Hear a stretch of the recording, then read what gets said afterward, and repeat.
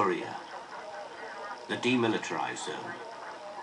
A strip of land 4 kilometers wide which cuts the country in two. Loudspeakers wage a propaganda war from both sides.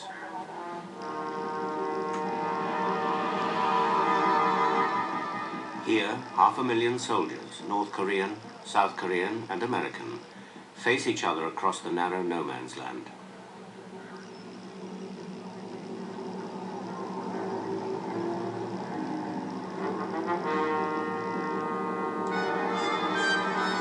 Each side worries and watches.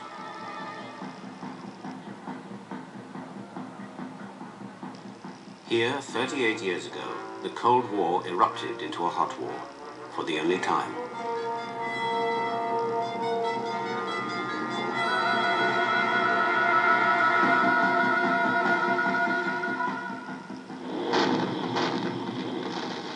On June the 25th, 1950, early in the morning, fighting broke out in Korea, which had been divided along the 38th parallel since 1945.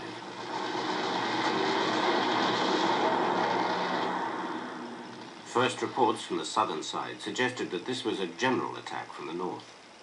Within 24 hours, the US had taken the issue to the United Nations, where Secretary General Trygve Lie moved swiftly on scant information. At midnight yesterday, I was informed that the conflict appeared to have broken out in Korea.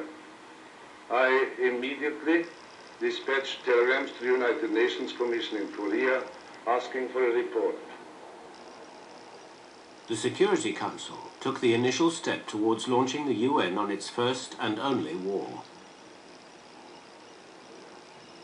It was a major war fought within the boundaries of Korea by the armed forces of 20 states.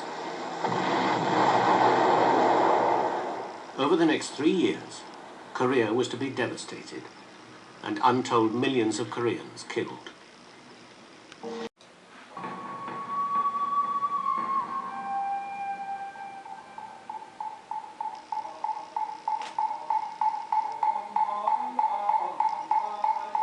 Korea had been an independent, united country for over 1,000 years before the 20th century.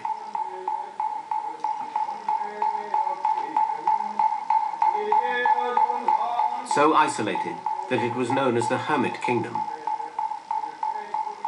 It was a settled society, resting on a peasantry tied to the land they did not own.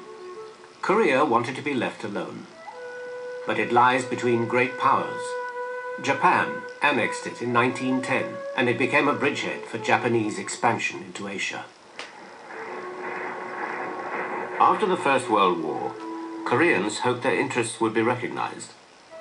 There were big anti-Japanese protests, with many paying a terrible price for resisting. Others adjusted and tried to get on with their lives. But it was a police state run for Japanese ends. Millions of Koreans were exiled and lost their land, their national identity, even their names. When a Korean won the marathon at the 1936 Olympics, he had to run in the colors of Japan. First, Kitty song Japan.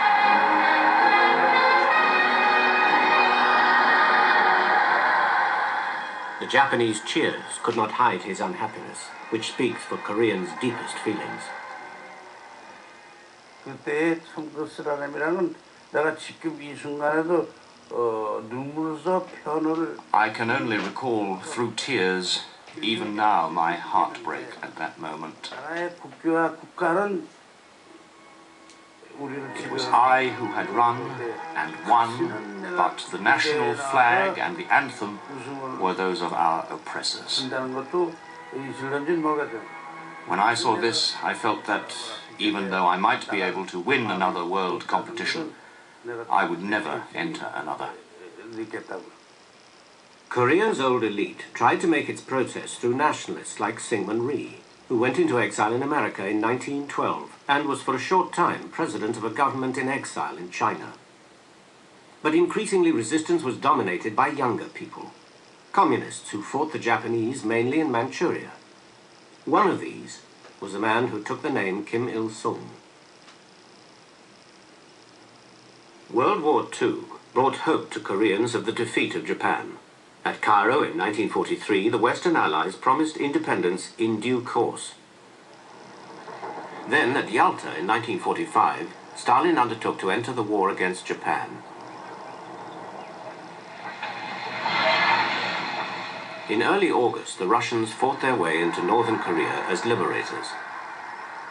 The Americans decided they too should occupy part of Korea. They landed at the nation's capital, Seoul. Well, we looked at the map and thought that it would be a good idea if Seoul, the capital of Korea, were in our zone of occupation. But we knew that the Army would not want us to go very far beyond that, and so we looked north of Korea, and there was no clearly distinguishing geographic feature, but there was the 38th parallel. And so we came back and suggested that. What none of us there at that meeting from the State Department or the Army knew was that earlier in the century there had been discussions between the Russians and the Japanese about a division of a sphere of influence in Korea along the 38th parallel. Had we known that, we'd have selected any other dividing line. Actually, they accepted the 38th parallel with alacrity. And there they met the Americans, the only place in Asia. They fraternized, as they had done in Germany 4 months before. Koreans, though delighted to be freed from the Japanese, were less happy about seeing their guiltless country divided like Germany and unlike Japan. Of all the countries we divided, Korea was the most innocent, the least deserving of being divided. And in many ways, we never intended in a planning way permanently to divide Korea. We intended to have a united Korea. The mistake was that we didn't lay the proper grounds to occupy Korea jointly with the Soviet Union. And one of the reasons we didn't do that was the residual fear of Soviet advantage through cadres, which we did not have. Kim Il-sung soon returned. People's committees were already in existence. The Pyongyang committee was headed by conservative Cho Man-sik. Вот мы можем сказать о народных комитетах что? What can one say about the people's committees? They were truly representative of spontaneously formed bodies. They included various shades of opinion, democratic and reactionary. Incidentally, there was a reactionary in Pyongyang too, head of the People's Committee, one Cho Man-sik, who was later relieved of his duties.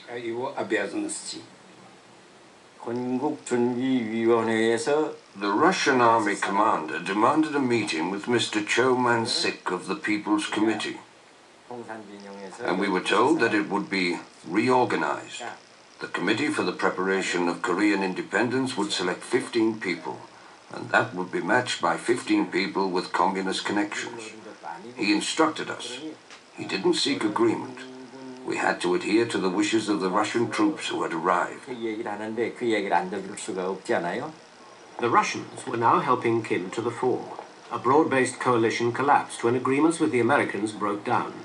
Cho Man-sik was later arrested. By early 1946, Kim was the leading figure, playing an increasingly dominant role. He worked closely with the Russians, but he was no stooge. He was able, tough, and single-minded.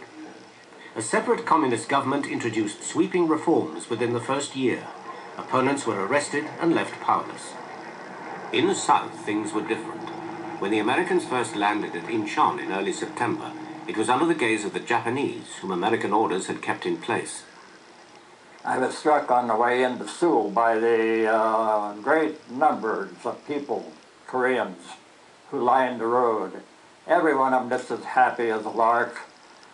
They thought 50 years of despotic rule was coming to an end and everything would be right for the future. It was a tremendous experience, one that I realized at the time I'd never see again. Thousands of Koreans lined up in the street to welcome oncoming Americans. So I took out rolls of cotton cloths, and on it I wrote in big letters, welcome our emancipators. Welcome the apostles of peace. Of course, I had to look up the dictionary to find these big words. You know, even the communists welcomed the Americans as Liberation Army. As the US commander, General Hodge, took the surrender, Japanese troops were disarmed and sent home.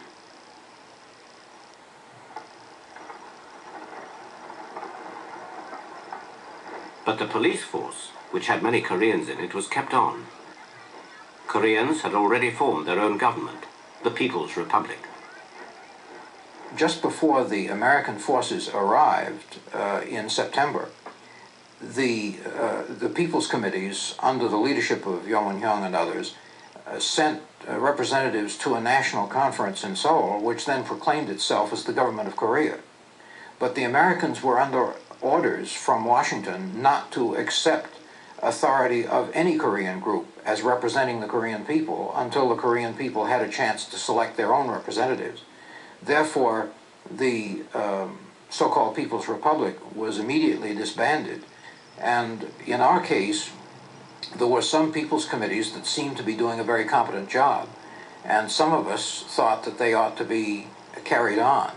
Then, as time went on, the Americans, of course, in effect legitimated the Japanese government structure, although they peeled off the Japanese. It was still the same structure. In this case, there were some People's Committees that seemed to be doing a very competent job, and some of us thought that they ought to be carried on. Then, as time went on, the Americans, of course, in effect legitimated the Japanese government structure, although they peeled off the Japanese. It was still the same structure. And one by one, the People's Committees were disestablished with varying degrees of force. In 1945, over 40% of the South was effectively governed by People's Committees. The American military government suppressed them. I heard that Yu Neal, who was the #1 communist in the province, had said that he was going to have my job in 6 months. So I thought that was interesting, so I got Yu Neal in for an interview.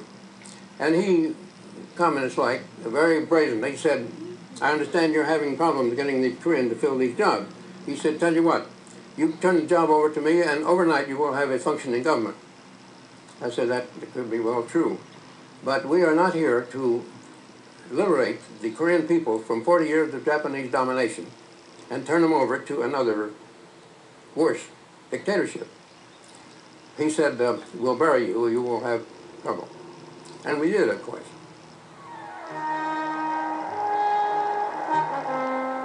At first, most Koreans tested the limits of their liberation. The Americans turned to the man many felt safest with, Syngman Rhee. Hodge introduced him in October. His speech surprised some listeners. But he didn't give the speech that was written for him. And he emphasized a great deal in what he did say. They need to do away with the 38th parallel to reunify Korea. Well, that was sort of a setback to our initial expectations, because they didn't want to stir up any animosity with the Russians right away. But he proceeded to do it. And that was a typical performance of Syngman Rhee. You never could tell what he was going to do, except he probably wouldn't do what he was asked to do. A joint commission of Americans and Russians had been set up after the 1945 Moscow Conference, at which America, Russia, and Britain agreed on a plan for an independent, united Korea with initial trusteeship. Many Koreans resented both Russian and American tutelage. We do not want the wind from Siberia, nor do we want the wind from the Atlantic. The Americans, at the time, pointed me out as an anti-American faction, because in order to survive, I believed Korea needed to maintain a fraternal relationship with the USA, militarily, economically, and politically, but in terms of ideology, we should not follow that of the USA.